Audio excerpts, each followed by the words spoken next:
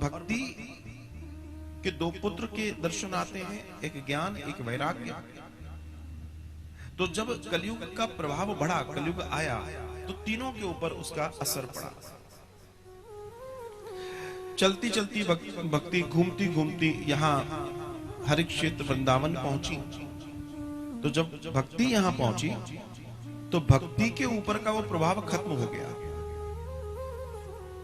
और जो ज्ञान और वैराग्य नाम के उसके दो पुत्र हैं वो अभी भी अस्वस्थ और वृत्त थे। तब श्री नारद जी का आगमन होता है, और श्री नारद जी की कृपा से सनकादिक श्रीमद् भागवत कथा कहते हैं, और उस कथा के श्रवण मात्र से भक्ति और भक्ति के दोनों पुत्रों का कल्याण हो जाता है। वे स्वस्थ हो जाते हैं, आनंदित हो जाते हैं।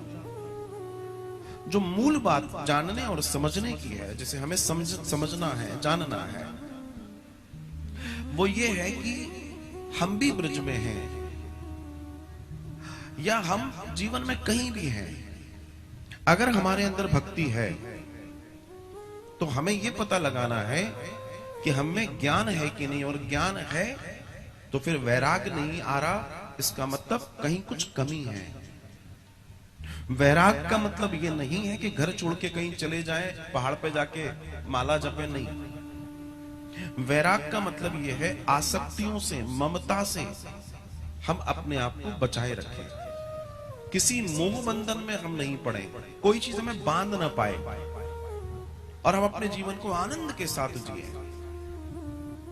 मिल गया तो ठीक, नहीं मिला तो बहुत ठीक। इस सूत्र को समझना और जानना बहुत जरूरी है,